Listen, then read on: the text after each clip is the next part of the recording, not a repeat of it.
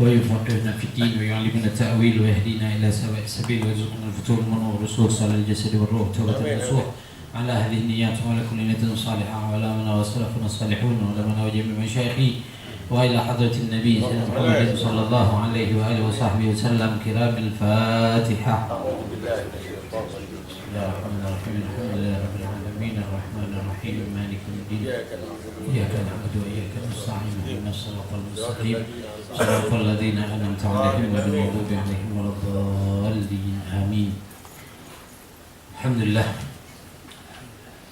لله وكفى والصلاة والسلام على حبيبه المصطفى سيدنا ومولانا محمد وعلى آله وأصحابه ومن لهم قد اكتفى. اللهم صل وسلم على سيدنا محمد النور المذهب للجهل والكسل والنسيان بنوره في كل لمحة ونفس بعدد كل معلوم لك. سبحانك لا علم لنا إلا ما علمتنا إنك أنت العليم الحكيم. رب اشرح لي صدري ويسر لي أمري واحلل عقدة من لساني يفقه قولي وسدد لساني واهد قلبي بحق نبيك سيدنا محمد صلى الله عليه وآله وصحبه وسلم. اللهم ألهمنا علما نفقه بأوامرك ونواهيك وارزقنا فهما نعلم به كيف نناجيك. اللهم أغننا بالعلم وزينا بالحلم وأكرمنا بالتقوى وجملنا بالعافية.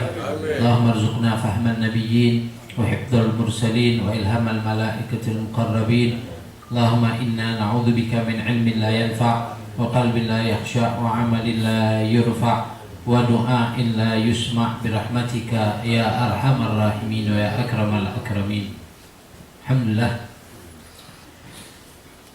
kita berkumpul kembali melanjutkan pembacaan kita dalam ilmu fikih yang kita membahas mengenai hukum-hukum berpuasa. Dan kemarin terakhir kita telah membahas mengenai hal-hal yang membatalkan puasa dan juga beberapa masalah dalam berpuasa.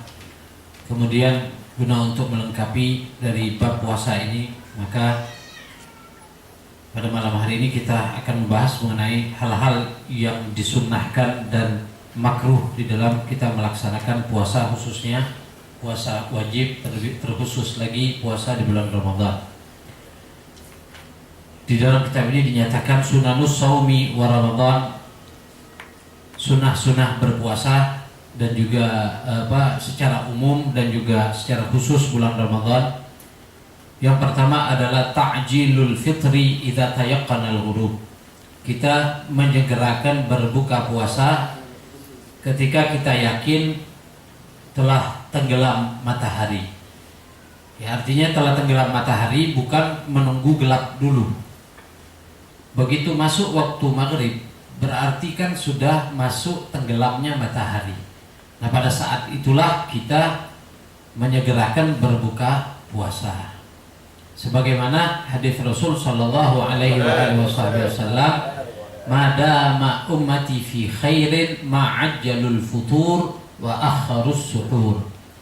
Umatku akan selalu dalam kebaikan selagi mereka menyegerakan berbuka puasa dan mengakhirkan makan sahur. Jadi buka puasa itu disegerakan. Ketika masuk waktu maghrib kita segera berbuka puasa.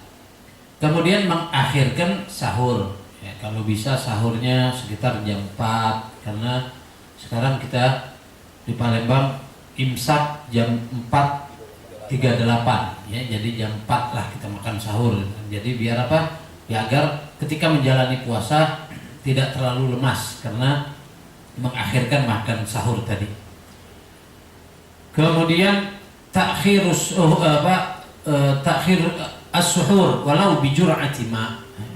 Sunnah juga kita makan sahur, artinya bangun sahur mengkonsumsi sesuatu walau setidaknya hanya seteguk air. Itu berdasarkan anjuran dari Rasul sallallahu wasallam wa baraka alaihi wa alihi. Kemudian sunnahnya juga al-fitru ala rutabin witran. Berbuka puasa dengan rutab. Rutab itu kurma yang masih basah, yang belum jadi tamar. Jadi dia itu ada ada tingkatan nama kurma itu dalam bahasa Arab. Kalau dia masih warnanya kuning, itu namanya bisrun bahasa Arab. Kemudian setelah kuning ini masih keras, nanti dia jadi lembut, lama-kelamaan lembut. Nah itu namanya rutop, masih agak basah dia, benyek kalau bahasa kita Palembang, lembut. Nah itu namanya rutop, sunnah yang itu. Kalau tidak ada tamar biasa seperti kita kurma yang sudah agak-agak keras, nah itu tamar. Nah. Jadi rutop lebih afdol, kalau tidak ada ya kurma biasa. Kemudian sama zam-zam, minum dengan air zam-zam, itu pun kalau ada. Kalau tidak, air biasa cukup. Kemudian makanannya yang utama adalah yang tidak tersentuh api. Misalnya buah-buahan atau sesuatu apapun yang tidak dimasak dengan api gitu loh. Kalau tidak ada juga ya baru yang dimasak dengan api. Kemudian selanjutnya sunnah al-ityanu bi du'ail iftar, yaitu membaca doa ketika berbuka puasa. Doanya Allahumma laka sumtu wa bika amantu wa ala rizkika aftartu dhahabadh dhama'u wa tallatil uruqu wa thabatal ajru insyaallah alhamdulillahi alladhi a'anani fasumtu wa razaqani fa aftartu. Allahumma inni as'aluka birahmatika allati wasi'at kulla syai'in an taghfirali. Kemudian berdoa dengan doa setelah itu yang kita bisa, ya doa minta ampunan, minta apapun, berdoa setelah itu. Nah, baru makan.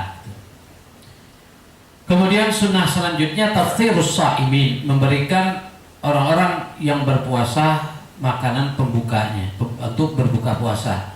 Ya, kalau tidak ada makanan, tidak ada duit beli makanan, walau minuman saja kita kasihkan kepada orang-orang yang hendak berbuka puasa, karena pahalanya sangat besar. Dalam hadis Rasulullah SAW bersabda, "Man fattara sha'iman kana lahu mithlu ajrihi ghaira annahu la yanqusu min ajri shaimi syai'a." Rawahu Tirmidzi wa shahhaha wa Ibnu Majah wa Ibnu Khuzaimah wa Ibnu Hibban.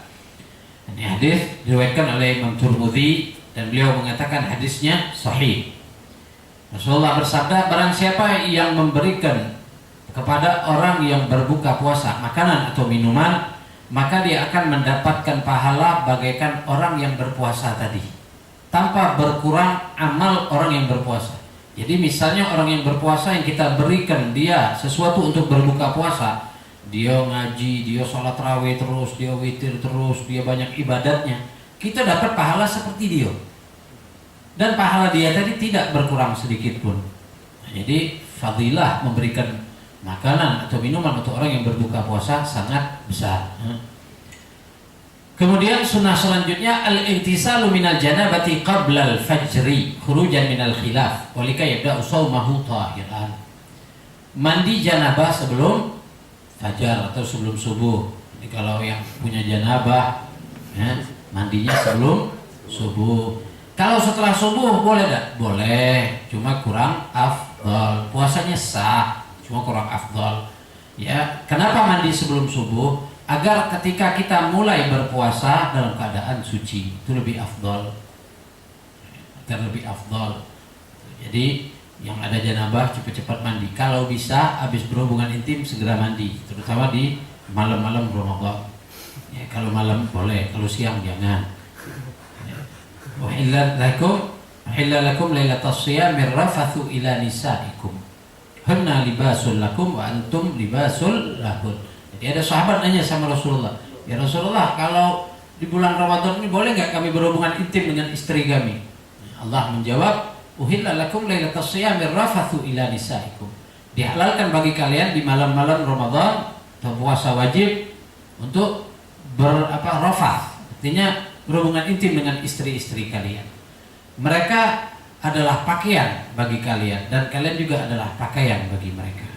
Subhanallah. Nah, bahasa Al-Quran itu pakaian. Haji, diibaratkan istri kita itu pakaian.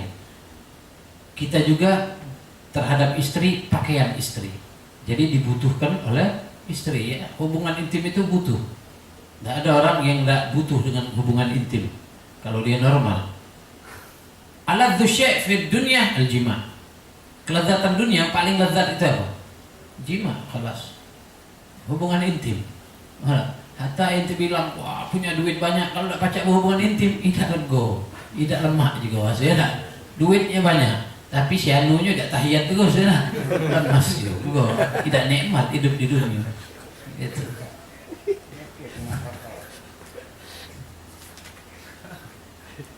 Kemudian selanjutnya al-ightisalu kulla lailatin min layali ramadhana ba'dal maghribi likay yanshata lil qiyam. Sunnah juga mandi tiap malam di bulan Ramadan ketika akan sholat tarawih. Jadi sebelum sholat tarawih, sebelum kita sholat isya, ke mushola atau masjid, disunnahkan mandi. Agar apa? Agar ketika sholat isya dan tarawihnya semangat, tidak ngantuk, tidak lesu, semangat dengan kita mandi tadi. Makanya di bulan Ramadan mandi biasa pun sebaiknya sebelum subuh. Kalau pagi, kalau sorenya setelah maghrib atau sebelum kita sholat isya dan tarawih berjamaah, itu lebih afdol. Menghindari dari apa? Dari ketika kita siang di bulan Ramadan misalnya kita mandi, kalau dia kemasukan air di salah satu rongga yang terbuka di zahir tubuh kita, maka akan membatalkan puasa. Batal puasa kita. Jadi lebih baik mandinya sebelum subuh atau setelah maghrib atau sebelum isya, sebelum kita ke mushola atau masjid. Lalu sunnah selanjutnya adalah al-muhafadzatu ala salati tarawih min awali lailatin ila akhiri lailah. Menjaga untuk sholat tarawih dari mulai malam pertama sampai akhir sholat tarawih. Nah, mengenai sholat tarawih ini berapa rakaat sih sebenarnya sholat tarawih itu? Nah, kan ada bingung malah. Ada yang 20 rakaat, ada 8 rakaat. Kalau kita menggabungkan mengenai riwayat ini, ya ambil jalan tengah baiklah. Kalau nak 20 rakaat silahkan, itu lebih bagus karena lebih banyak pahala. Mau 8 rakaat juga silahkan. Yang jelas jangan menyalahkan.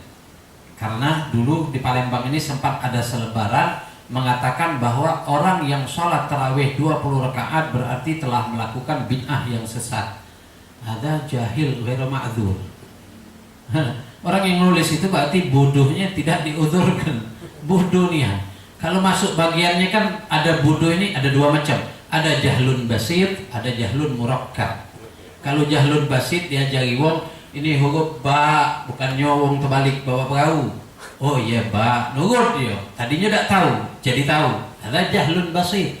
Kalau jahlun murakkab ini huruf ba bunyinya uang tenggelam bawa perahu itulah. Oh ba ida tenggelam bawa perahu itulah.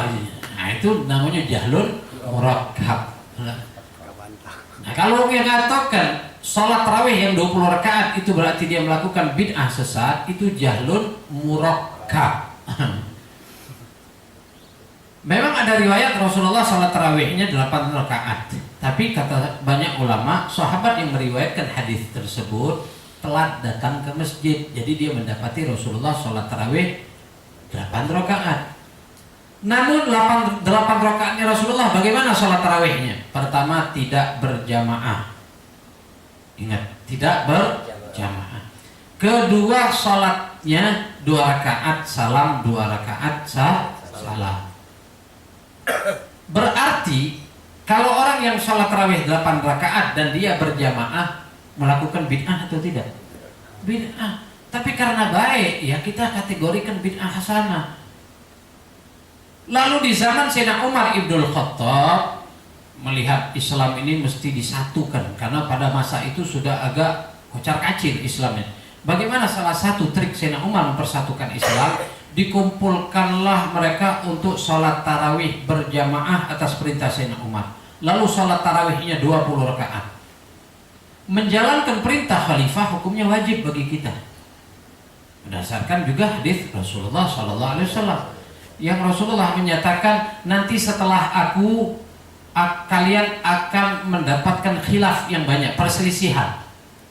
Nah, ketika dalam perselisihan ini kata Rasulullah, alaikum bisunnati wa sunnatil khulafa'ir rasyidin al-mahdiyyin min ba'di abdu alaikum bin nawajidhi. Jadi kalau kalian bingung setelah masa aku ini, jalankan sunnahku atau sunnah para khalifahku dan pegang teguhlah. jalankan dengan benar sunnah para khalifah. Nah, termasuk sunnah khalifah Sayyidina Umar bin Khattab, beliau mengajak salat tarawih berjamaah dan 20 rakaat. Kalau kita itu khalifah adakan bid'ah, aku nak yang cara Rasulullah, oke 8 rakaat tapi tidak berjamaah dan 2 rakaat salam. Lah orang zaman sekarang subhanallah sampai ada yang mengatakan kalau dulu di musola kami ini 20 rakaat Ustaz, tapi kalau sudah masuk 10, 11 seterusnya berkurang-kurang jamaahnya. Nah sekarang kami ganti 8 rakaat, kami terus Ustaz, alhamdulillah musola. Mestinya bukan alhamdulillah, alhamdulillah, innalillah. Yang tadi ibadatnya banyak 20 rakaat dikurangi 12 jadi 8, berkurang ibadatnya. Alhamdulillah dari mana? Nah. Kemudian ada lagi belakangan, saking malesnya sholat, tembak 8 rakaat itu 4 rakaat 1 salam, 4 rakaat 1 salam, kemudian witir langsung gabungnya 3. Oke, witir tidak jadi masalah, langsung 3 boleh. Tapi kalau tarawih, ulama mengatakan kalau 4 rakaat yushbihul fard, menyerupai salat fardu isya, langsung 4 rakaat 1 salam. Kalau kita jengok dari apa yang dilakukan oleh Rasulullah SAW, beliau kalau sholat malam 2 rakaat salam, 2 rakaat salam. Jadi jangan kita beralasan boleh apa tidak, ini kan sunnah juga, ini ngomong baik, aku males kalau 2 rakaat salam, 2 rakaat salam, nak langsung tembak 4 rakaat, masih lemak kita nerima alasannya. Tapi ini tidak jadi masalah, ini sunnah juga, ini juga. La ilaha illallah. Kenapa kita males? 2 rakaat salam, 2 rakaat salam. Itu kalau sholat malam, sebagaimana dilakukan oleh Nabi kita Muhammad sallallahu alaihi wasallam. Jadi ringkasnya, mbek jalan tengahnya mana? Lagi badan lemah, kondisi fit, 20 rakaat. Kaget datang kondisi kita tidak fit, lagi sakit, 8 rakaat jadilah. Kan sholat tarawih itu 2 rakaat lagi jadilah. Sholat tarawih 2 rakaat lagi jadilah. Salat witir serakaat jadilah. Tapi makruh kata ulama. Ada minimalnya 3 rakaat. 3 rakaat juga afdolnya 2 rakaat 1 salam kemudian 1 rakaat. Jadi 2-1 gitu. Kalau 4-4-3 bikin main bola. Nah, kok kepeng ini 3 jadi 4-4-3 11 kan. Tembaknya cek main bola.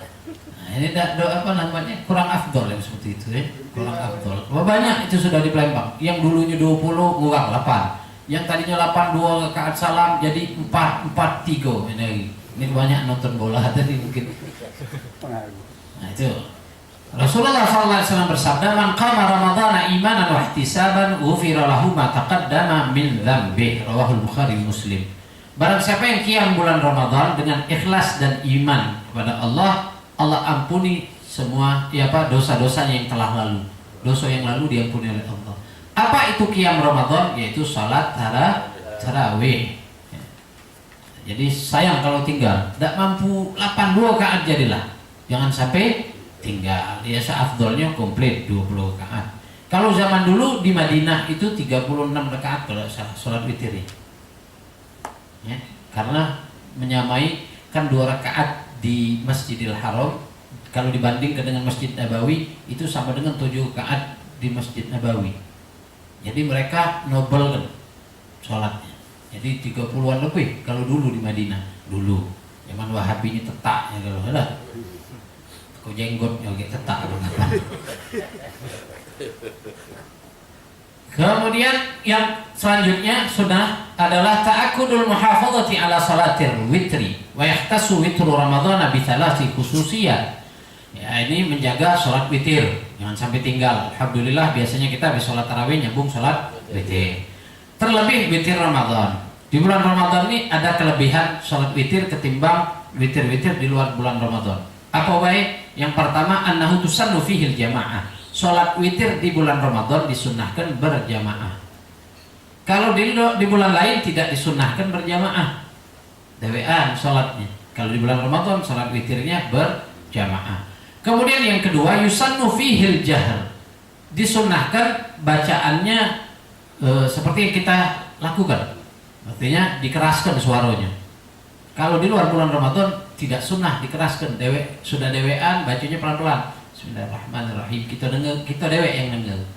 Tapi kalau di bulan Ramadan dikeraskan bacaan.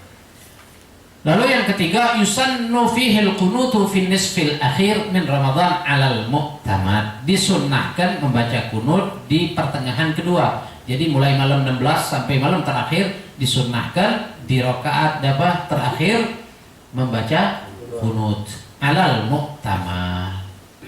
Menurut mayoritas yang dipegang oleh ulama. Ada memang yang mengatakan tidak sunnah, tapi yang kita menjadi pegangan kita adalah yang sunnah hukumnya.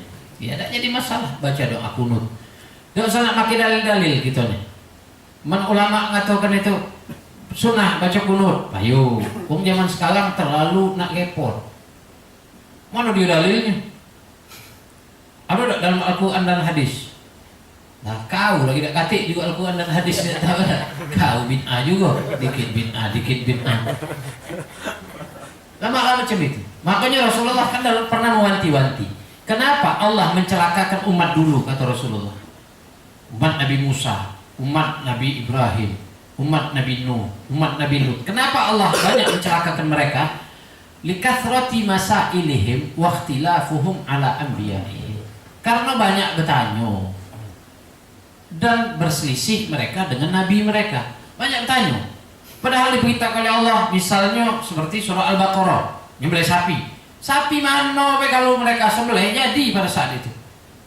Nak sapi budukan, nak sapi misalnya tanduk patah sebelah, jadi. Pokoknya sembelih. Jadi. Tapi karena mereka bertanya, sapi yang mana dia? Perawan apa tidak? Yang di sawah apa yang tidak? Sapi yang ini. Nah, dibegatkan oleh Allah, akhirnya hukum sama mereka. Jadi kalau kita nih berpegang ini deh, al ulama warathatul anbiya, ulama itu waris nabi. Mereka mengatakan sunnah kunut, ayo baca kunut. Kalau kita nak jadi ustaz setelah dengar itu baru nanya apa dia dalilnya. Nah, nak jadi ustaz habisnya mau nanya dalil. Men kita nak jadi ustaz sudah cukup jelama ayo men salah gentol dia tuh lah di akhirat ge lah. Dia tuh lah kita jadi ke gentol dia surga kita melok dia ngaku nyemplung bareng kayak gitu. Tidak bingung itu baik. Kemudian sunnah selanjutnya al-iktsaru min tilawatil Qur'ani bitadabburin. Memperbanyak membaca Al-Qur'an dengan tadabbur. Tadabbur itu memahami maknanya. Dengan tartil lebih afdol, yaitu dengan tajwid bacanya. Didengarkan tadabbur maknanya. Begitu Allah bercerita tentang azab atau hari kiamat, nangis. Fa'ilan tabkau fatabakau, kata Rasulullah. Kalau kalian tidak baca nangis, usahakan mana caranya nangis. Lagi baca Al-Quran ayat misalnya nyeritakan azab, yaumul qiyamah, ingat lagi kiamat. Mana dahsyat lagi kiamat. Tidak baca nangis, ingat ke utang kita banyak, bayar gitu. Utang banyak, baca mayang, ya Allah sakit. Nangis ya lah. Habisnya lanjut lagi baca Al-Quran. Gitu. Pokoknya usahakan untuk meneteskan air mata, untuk nangis semaksimal mungkin itu. Waqad warada fil athar Ramadan syahrul Quran, kan karena dikatakan Ramadan ini bulannya Al-Quran. Jadi banyak membaca Al-Quran. Sunnah selanjutnya al-iktsaru minas sunnah, memperbanyak melakukan yang sunnah seperti salat rawatib, salat duha, salat tasbih, salat awabin, bersedekah semampu kita, baca 1000, baca 500, ribuan, pokoknya sok, matu sewa, pokoknya bersedekah, gitu. Kan balik ke, matu sosok ini, atau matu begitu bagi. Yang penting kita memperbanyak sedekah, ya, memperbanyak berbuat kebaikan. Karena yang sunnah di bulan Ramadan pahalanya sama dengan fardu. Yang fardu sama dengan 70 fardu di bulan lain. Nah, jadi sayang kalau kita tinggalkan, kalau kita tidak lakukan. Kemudian al-iktsaru minal a'malis shalihah, memperbanyak amal soleh, sedekah, silaturahim, hadir majelis taklim. Bulan Ramadan. Makanya di sini yang sengaja intensifkan pengajian malam Selasa, malam Kamis, malam Sabtu, hari Sabtu misalnya. Kita ada majelis karena di bulan Ramadan itu hadir majelis taklim afdal daripada bulan lain. Tempat lain banyak pergi ya, nah. Tempat lain kan banyak libur. Nah, ini kita alihkan ke sini makanya. Tetap kita majelis, alhamdulillah. Kemudian al-i'tikaf, ya disunahkan i'tikaf. Ya banyaklah, termasuk menjaga semua anggota tubuh kita, termasuk hati kita dari hal-hal yang tidak dianjurkan di dalam syariat. Nyago mato, minggu pagi mesti jangan metu. Ini minggu pagi keliling, tawaf di depan Masjid Agung. Ada apa yang dijingok? Tak tahu. Apa jingok? Air mancung, apa tak tahu. BKB pula sekarang nambah tempat iktikaf. Wah subhanallah, anak minggu pagi ngajar di 27 itu di Sungai Tawal. Balik kan lewat situ. Jingok, wong kami wong ada yang jual pempek pula. Ada yang jualan, subhanallah. Nah, pagi-pagi jual pempek, minum cuko. Mudah-mudahan mogos di sebulan kalau puasa. Ya lah ada puasa, minum cuko pagi. Dong aku mudah-mudahan dia mencret sampai akhir Ramadan. Nggak tahu deh. Jadi subhanallah. Jadi mestinya kita jaga mata dari maksiat, jaga kita punya mulut, jangan sampai ngomong yang sembarangan. Jaga hati kita, jangan sampai iri, jangan sampai suudzon dengan wong, jangan sampai ada dendam dengan wong. Nah nih, kesempatan itu Allah permudah di bulan Ramadan. Makanya bulan Ramadan ini disebut juga bulan syahrut tarbiyah, bulan pendidikan. Mendidik zahir dan batin kita agar sepenuhnya kita iqbal ala Allah. Ini menghadap Allah, menyerahkan diri kita kepada Allah. Nah, itu tarbiyah Ramadan, pendidikan bulan Ramadan. Jadi usahakan agar kita terdidik dengan didikan bulan Ramadan. Sunnah selanjutnya al-ijtihadu fil ashril awakhiri wa taharri lailatul qadri fiha wa fi autariha akad. Ya, bersungguh-sungguh di 10 terakhir bulan Ramadan untuk mendapatkan Lailatul Qadar. Maksud mendapatkan di sini bukan melihat satu keanehan. Ya ini mendapatkan Lailatul Qadar, mendapatkan pahala bagaikan kita beribadat 1000 bulan. Itu maksudnya. Dengan bagaimana ibadatnya? 10 malam terakhir kalau bisa kita semalaman penuh tidak tidur, kalau baca. Tapi juga kalau memang kita milih 10 malam terakhir anda tidak tidur, jangan sebelum subuh baru tidur, setelah sholat subuh, setelah isyraq matahari keluar baru tidur. Tapi tidurnya jangan kodok juga, mentang-mentang malam tidak tidur, siangnya mulai jam 7 tidur, bangun jam 5:30 sore, dohongnya lewat, cuma atau di malam-malam yang ganjilnya, malam 21, 23, nah itu kita perbanyak membaca Al-Quran, memperbanyak zikir Allahumma innaka afuwun tuhibbul afwa fa'fu anni, kalau dewean, kalau kami fa'fu anna. Nah berdoa itu 3 kali, terus baca ya azim anta ilahi la ilaha ghairuk ighfirid dhanbal azim fa innahu la yaghfiru dhanbal azim illa al azim asyhadu an la ilaha illallah astaghfirullah nas'alukal jannata wa na'udzubika minan nar. 3 kali. Ulang lagi Allahumma innaka afun tuhibbul afwa fa'fu anna. Yang ketiganya tambah ya karim ya azim anta, terus diulang-ulang baca Al-Quran. Kemudian iktikaf di masjid-masjid, misalnya Masjid Agung, sudah iktikaf lah baca Al-Quran sedikit, pindah ke masjid lain lagi. Nah begitulah yang kita amalkan dulu ketika kita ditarim. Waktu kita ditarim itu malam-malam ganjil khususnya sholat di Darul Mustafa, kemudian sholat di Masjid Ba'alawi, sholat terawih lagi, kemudian sholat lagi di Masjid Al-Mihdar namanya. Nah di selang-selang dari antara ke Masjid Ba'alawi ke Masjid Al-Mihdar itu ada beberapa masjid. Jadi kita mampir dulu, iktikaf 2 rakaat, kemudian berdoa, lalu pindah lagi ke masjid lain, niat iktikaf, sholat tahiyat masjid, kemudian berdoa, pindah lagi sampai ke Masjid Al-Muhdar. Jadi pahala ibadah kita berlipat-lipat ganda. Macam itu. Ya kalau baca. Jadi mengenai Lailatul Qadar, jangan kita menunggu keanehan. Kadang-kadang ada orang awam nunggu keanehan sengaja iktikaf di masjid. Oh, kalau boleh malam Lailatul Qadar malamnya. Akhirnya lagi berdoa mejemelek nyengok tikus lewat. Ah inilah Lailatul Qadar ini.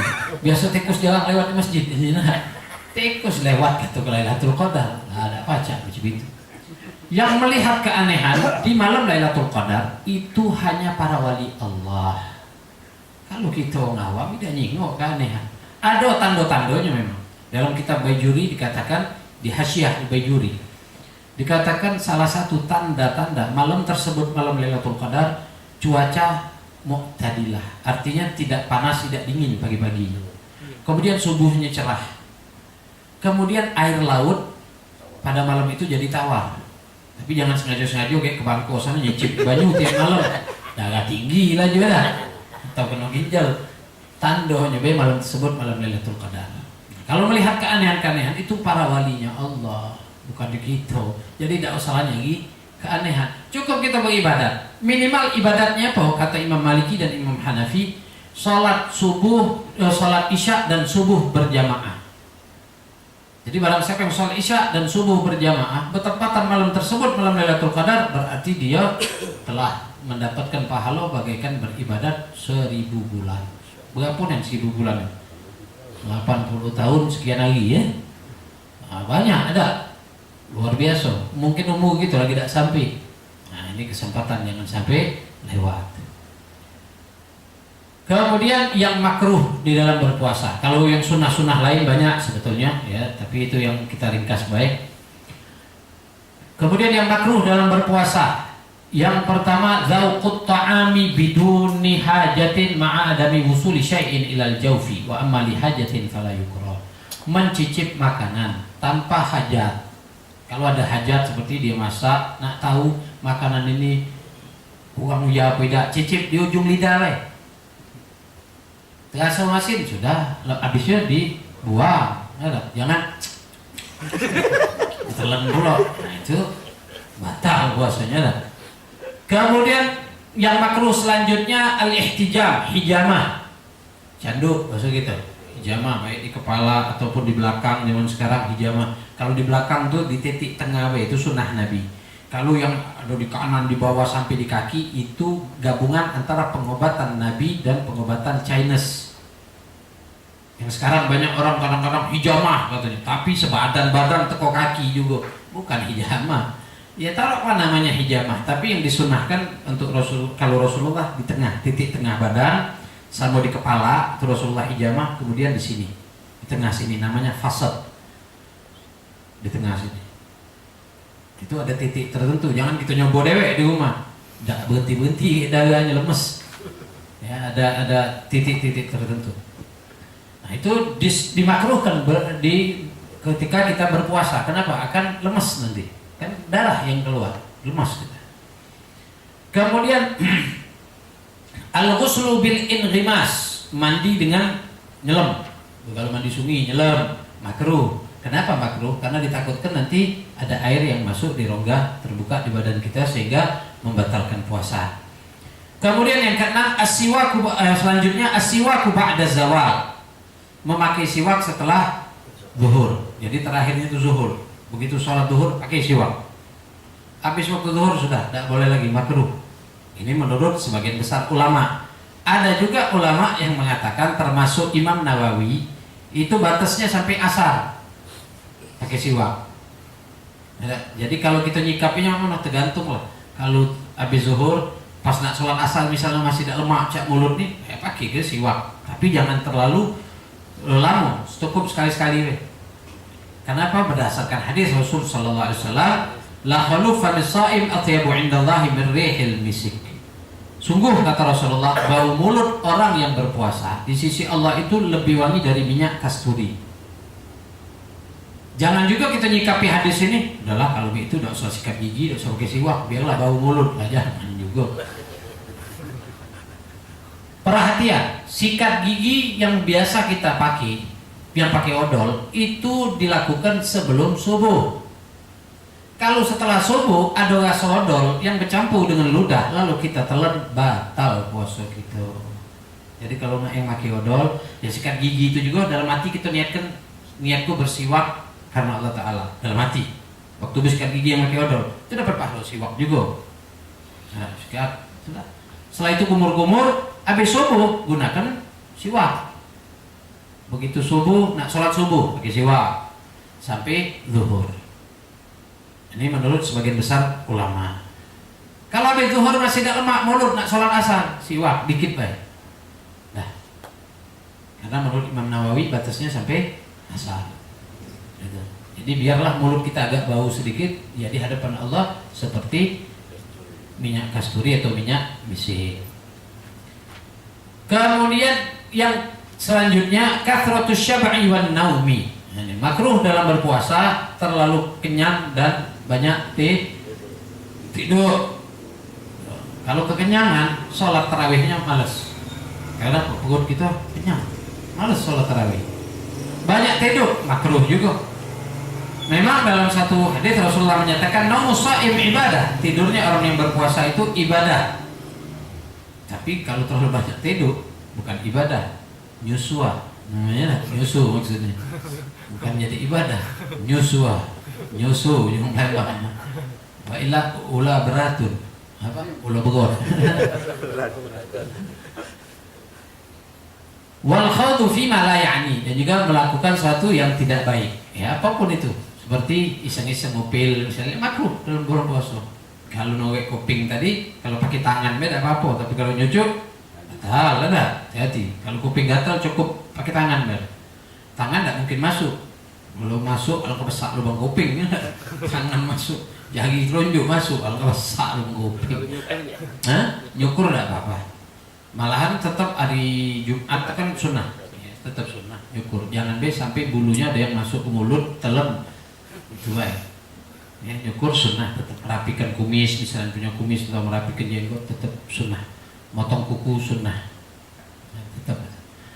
Kemudian yang makruh terakhir, tanawul syahawatil mubahati minal mashmumat al-mubsar awil mubsarat awil masmu'at. Melakukan sesuatu yang sifatnya syahwat yang mubah hukumnya. Seperti apa? Banyak mendengar lagu-lagu yang tidak baik, atau nonton film menjelang sore, atau nonton drama, nonton sinetron, atau ya melakukan sesuatu yang abah lah, yang sia-sia. Itu juga hukumnya makruh pada saat kita berpuasa. Jadi kalau juga nak dengar lagu, buka kaset ngaji, malas ngaji, dengar jadilah. Nah, dengar kaset yang ngaji, ya, kita dengar tidur, alhamdulillah. Tidak membatalkan puasa, tidak juga makruh, tidak apa-apa. Nah, terlalu berlebih-lebihan dalam makanan juga tidak baik. Lah buka puasa, habis terawih lah makan pulo, sahur lah makan pulo. Kebanyakan wong kalau bulan puasa ini berat badannya bertambah. Kebanyakan. Apalagi habis gayo seminggu, tambah lagi, cobalah nak percaya. Siaplah timbangan di rumah kita. Gayo ketiga timbang lah. Naik 5 kilo, 10 kilo. Ada yang teruk sebelah, ada banyak gini kupat. Justru kodokannya luar biasa gitu di Indonesia. Kalau di Arab sana, apalagi di Hadramut, itu gayo caitat gayo. Apalagi Idul Fitri. Tahun pertama sedih ya. Ya Allah, Idul Fitri di sini lemak pelembang dulu lah. Gitu. Sedih. Habis sholat Idul Fitri balik sama kawan tuh lah ngobrol dikit ini. Sorenya tetap ada daras habis asar, rohah namanya, baca kitab. 2 Syawal sudah puasa 6. Sekota-kota hangat tuh puasa 6 kalau. Habis puasa 6 baru air gayo ujung sana, ujung kita Indonesia air gayo kupat. Ujungnya makanan tuh lah. Hari Lebaran ketupat ujung jauh kita istilahnya. Nah, itu Syawalan gitu. Ya, itu mereka di sana tanggal 2 Syawal mulai. Kalau kita katik bucunya 2 Syawal nak puasa. 2 Syawal masih empat-empaan, 3 Syawal masih keluarga, 4 Syawal masih ke kawan, 5 Syawal lah undangan pengantin, 7 Syawal kol, udah enggak terus, saya enggak sempat puasa 6. Sempat cuma 2 hari wae. Lalu pulau puasa. Batal pulau ternyata ini. Puasa sunat juga makan kalau di jalan dah. Batal pulau. Boleh puasa setak hari jadi 2 hari.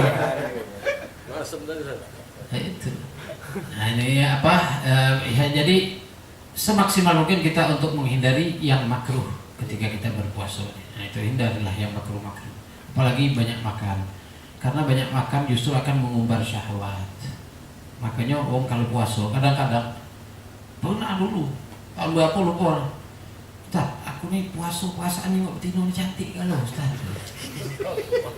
Kalau tidak bulan puasa tuh biasa puasaan ini. Nah gitu. Sebabnya apa? Banyak makan. Buka puasa wong masih ngaji, beduk lagi belum, nyedok nasi, lah kuah, lah ini, lah itu, lah lauk, lah gado-gado, banyu putih, sego, kopi, kolak, ini baru buka puasa. Habis terawih, malam pertama model gendum, malam kedua model liwak, malam tiga mie celo, malam keempat, ada kalau catat aja sampai 30 lagi, komplit. Puasa sahurnya makan lagi. Nah, iya masuk kan pempek ini malam kesekian pempek kapal selam, malam apa namanya pas malam 17 nuzulul Quran harus ada pempek kapal selam, harus ada Sri Kayonya plusnya pula, malam ke-18 pempek adaan, malam 19 pempek kodoan. Kulu dah masuk kalau makan. Wah sahur makan lagi. Nah makanya syahwatnya bukan tertekan, malahan dia membangkitkan syahwat. Wajar baik metu nyingok betina belagak kalau walau betina yang habis kena cakar macan kan belagak tuh belagak tuh. Nah, itu karena apa? Tidak menahan syahwat. Kan rahasia puasa itu kita lapar, dengan lapar ngekang syahwat. Kalau syahwat kita tertekan, semua anggota tubuh kita akan giat untuk beribadat pada Allah. Nah itu rahasia puasa. Tapi kalau kita tidak selemi rasio itu, artinya kita tidak jalani, maka jangan salah, tidak salah kalau dia mengumbar syahwat. Itulah ada istilah apa namanya kalau istilah di Palembang nih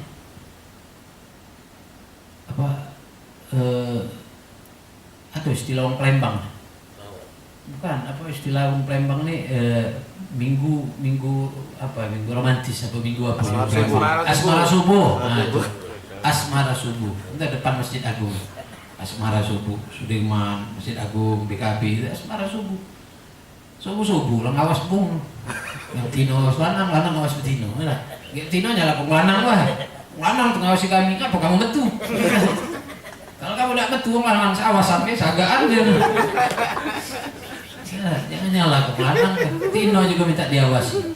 Coba lah tak sama betul. Itu asmara subuh. Kalau di Jawa Barat ada istilah apa? Ngabuburit. Kalau Palembang lagi artinya kayak ngabuburit. Iya, kalau Palembang kan kayak air hilang tuh. Sama dengan Inggris juga dikit-dikit kan. Air hilang. Dulu pernah kamu Ustaz almarhum Ustaz Lala. Nah, mana kamu? Ngabuburit dulu gitu. Ngabuburit. Airnya dihilang kan ngabuburit. Agak mirip ngabuburit. Berjalan sore menjelang buka puasa. Nah berjalan ya, aku ada ke masjid, nak cari istilah subhanallah, jalan-jalan. Nah ini Allah subhanahu wa ta'ala a'lam. Fadhal, siapa yang bertanya silahkan bertanya.